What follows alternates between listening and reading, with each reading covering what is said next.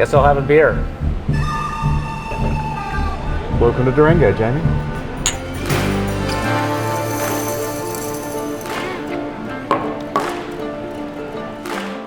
My name's Jamie Keech. I'm a mining engineer and natural resource investor. The mining industry has brought me to some of the most interesting places in the world, from coal mines in Mongolia, gold projects in Brazil and Peru, to building iron ore mines north of the Arctic Circle. Today, I travel the world looking for the best investment opportunities that I can find. I get my hands dirty, my boots on the ground, and leave no stone unturned. This is the Resource Insider.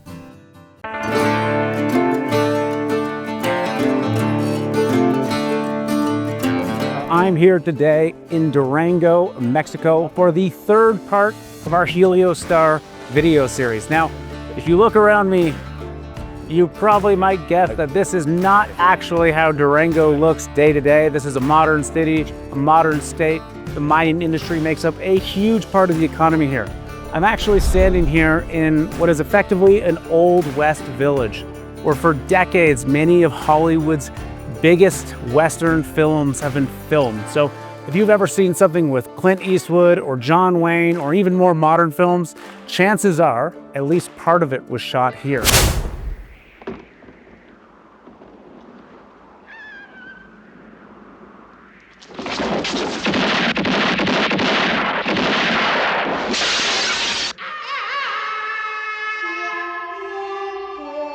We're about to get in the car though, and we're gonna head to Heliostar's San Agustín mine. This has been, in many ways, the early economic powerhouse of Heliostar, and it is, in my opinion, a big reason for their early success. We're gonna meet the team, we're gonna talk in depth with Charles, the CEO, and his senior management, and we're gonna really try to uncover what is the future of San Agustín, where does it fit in the Heliostar portfolio, and just learn a little bit more about the culture and the people behind Durango and Heliostar. Actually, the beauty of Durango right now, because it's the mines itself are 1 hour away from the capital city, that is Durango. Yeah. It has in the range of 400,000 people, and you have all the services there. Are there 400,000 people here? Yeah, in Durango, and then even a little bit more in the surrounding areas. And you have an international airport here that you can get connectivity everywhere. Yeah. Tell us a bit about the history of mining in the state. So they started with the Jesuits back in the late 1500s. They got here, and then they start expanding into the Sierra Madre. And for the late 1800s, Durango was, if not the first, at least in the top 3 of gold and silver producers in Mexico and even in Latin America.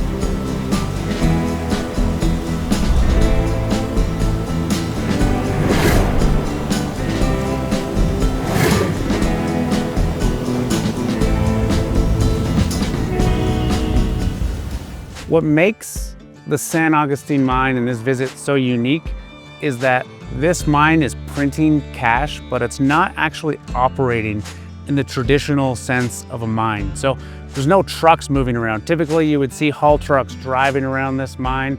The crushing circuit, that's not going. You don't hear the grinding and the crushing and the moving equipment. But for some reason, there's still money coming off here. And that's due to a process called residual leaching. So the mining, or rather the recovery method here, is called a heap leach. And that's when you pile up all the crushed and ground ore and you run a low concentrate cyanide solution through it, which effectively pulls the gold into liquid out of the rock and then pools it at the bottom. And one of the beautiful things about this type of mining method and this type of processing is it actually continues to work long after the mine has stopped. The cyanide continues to move through, capturing the gold, which can then be recovered. And so San Agustín is still making money, although everything else has been put on hold for the moment. So this is the cash cow right here. Yeah, I don't think our shareholders understand what San Agustín means for us. All the attention, as we'll see, is on the future at La Colorada, what Ana Paula does for us. But this mine and our team here in Durango have probably saved a capital raise for our company over the last 12 months. When did the transaction close? November last year? So the transaction closed in November, but we actually negotiated to get the profits from the business from the middle of last year when the deal was announced. And so in that time, San Agustine's produced the bulk of the free cash flow that we've made. It's paid off the $5 million that we borrowed. So total, you bought this whole package for 15 million? Yes, How much cash have you pulled out of San Agustín? probably 15 million over the last 4 or 5 months. So this is paid for itself and the acquisition of 2 other mines, and presumably this is going to keep printing money for what, 1 year, 2 years into the future? Yeah, I think we'll probably make $50 to $100 million out of San Agustín over the next couple of years. 50 to $100 million. Correct. What's interesting about San Agustín is this was a reason that other companies didn't buy these assets. It's going to cost about $20 million when mining's finished here to close and rehabilitate this site, and that put a lot of investors off. That's not so bad when it pays you $100 million over a couple of years. It's actually a funny shaped pit. If you look and see here, it's an L-shaped pit, which is not a very common shape for an open pit. And so just behind where the water truck is, you can see like what we call the corner zone. And so the reason it hasn't been mined is arguing what the previous owners couldn't get the surface access. They hadn't negotiated with the landowners to buy it off them. They were able to do that in 2022. So the story of San Agustín, the future of San Agustín, comes from about 60,000 ounces that should make $40 or $50 million right there in that corner. And that will not only pay for us to grow our business, but will also easily cover the closure costs of this mine when it comes. So that's in addition to the cash flow that's already going to come off of the heap leach pad. This is just residual leaching, right? Correct. I feel a little bit of sadness standing here today. There's nothing worse than, a restaurant without customers. This is a mine that's not operating, and so It's very eerily quiet for a mining operation. it is. Yeah. So we're sucking down the gold that's already been put on the leach pad, but we're really keen to restart and breathe life back into here. And when we go to La Colorada, you'll see what permits and confidence do, because we've grown the mine life to 6 years in 6 months. We haven't reinvested that capital here, and we won't until we get the permit. So When the day comes to close this, whether it's in a couple of years from now or beyond that, what does that process actually look like? What does mine closure in Mexico entail? what we'll look to do is recontour the shape of the waste material. We'll leach out all the water and liquid and leave a stable, safe leach pad. And we leave behind a landform that can regrow to look like the country around it. It's built into our costs and our mine plans. We are putting the money aside as we mine that will allow us to close in a standard that allows us to come back to this community, time after time and say, we did the very best while we operated here, and we left behind a sustainable legacy of improved living conditions, hopefully improved education standards, and a mine site that's been properly rehabilitated. Rehabilitation is critical to any modern mining operation. I want to see firsthand how Heliostar plans on doing it. Welcome to the greenhouse, guys. Hernan, why does a mine need a greenhouse? As soon as you get a permit, an environmental permit, you have this commitment Yeah. to do reforestation in the areas that you are doing destruction. So what's going on in there? In that moment, as soon as you take out some of the trees and some of the local plants, you have to relocate in some areas. So this is a bridge to relocate for the relocation. You take them out, you put it in the greenhouse, and then after that you do reforestation of the same plants in different areas. So this is effectively a nursery for local plants, For local, for the eventual revegetation. exactly, for them. We have done a special agreement with authorities to go beyond the extra mile. Like recently, just signed an agreement with the government to donate in the range of 500 to 600 plants a year for the next 5 years. And that's not just to reforest or revegetate the mine area, No. other places within the state. Exactly, it's within the region. What does that mean? So we are planning to do reforestation within probably a 1 to 2 kilometers radius of the mine site. I see. In order to try to stay as much as local as possible. It's not just the tree, it's the concept that we need to do care about the environment, because this is the only planet that we have. Next, we're off to see the work Heliostar is doing in the community. So one of the latest projects that we have here is a water well funding that we have done to the local community. As you can see, the water is a big need in the area, and as soon as the community had the permit to drill the water with the federal authorities, we were able to fund this water well for them. How big a role does the mine play in the life of the community and the businesses of the community here? It's a huge, is that the mine operation is the engine of the economy of the area. That is something that has been done in every place in the world and in Mexico as well. But the way that we're thinking right now, what's going to happen beyond that? The ore and the mineral are limited resources. And one of the biggest things that we have seen in the world and in Mexico, as soon as the mining company leaves, in that moment the economy dies. So what we're doing right now is working in sustainable projects.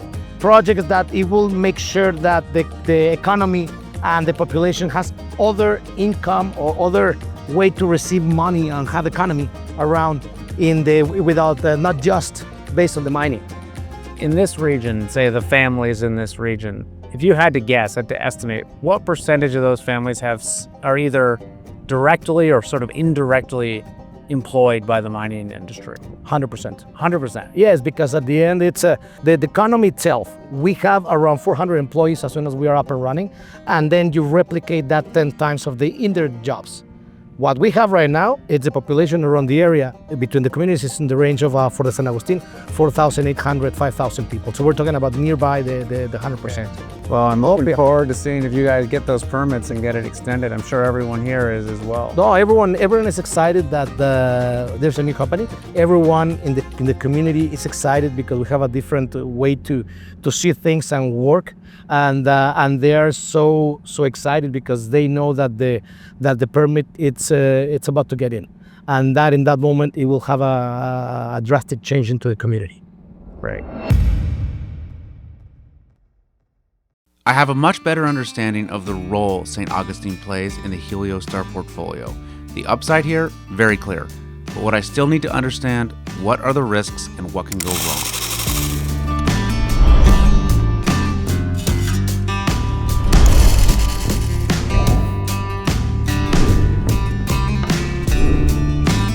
We've talked a lot about the upsides in Heliostar. Your share price has performed magnificently. You're up 6-7 times over the last year.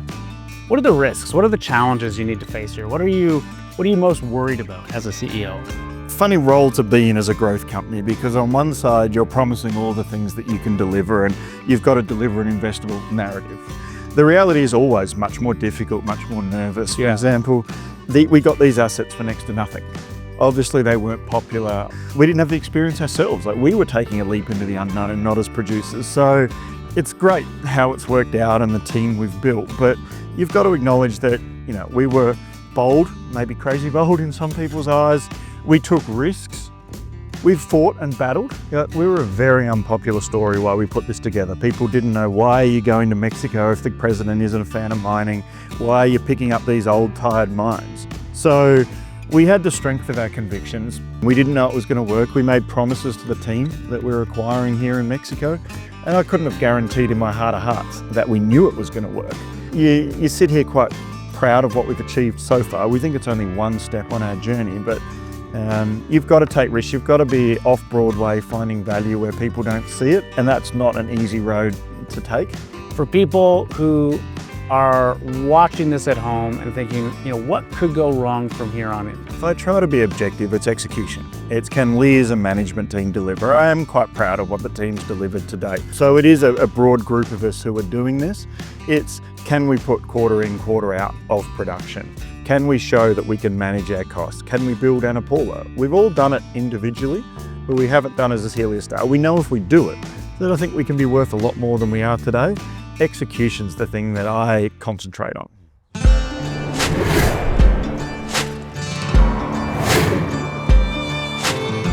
Now I'm off to Durango City to meet Ramón de Villa, a very well-known figure in the Mexican mining industry, to talk the future of mining in Mexico and why he recently joined the Heliostar board. Do you think Mexico is a mining country? Yes, I do. I think Mexico has a very long history of mining. We have been mining different metals in different time frames. Mexico is one of the first producer of 10 different metals at this moment, even, and it has been for a long time. How do you feel about Heliostar's approach to working with the Mexican teams and operations? Compared with other companies, they are doing a very good job. Excellent job in getting immersed and get communication with the people and get the team to work together.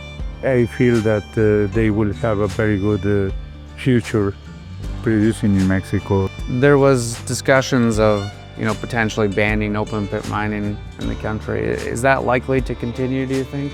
No, Mexico needs the more in this time when United States is looking at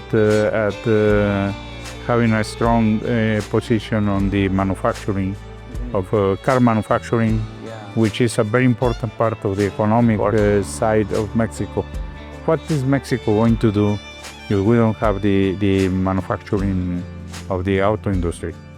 We need to have other sources of economic wealth, and mining is a very important source of economic wealth. They need to be crazy if they don't look at that possibility. I loved Durango. People, food, cowboys, and a part of Mexico almost nobody gets to see. Heliostar has pulled off a masterstroke here, acquiring San Agustín for pennies on the dollar. The cash this mine has been spitting off has been a game changer for the company. Unlocking the permitting will mean it could continue for years to come. But now it's time to cram ourselves and our gear into this tiny Cessna. We're heading to Sonora to check out the La Colorado mine, where we'll find out how Heliostar handles an actual operating mine and if they have what it takes to unlock the true potential in this business.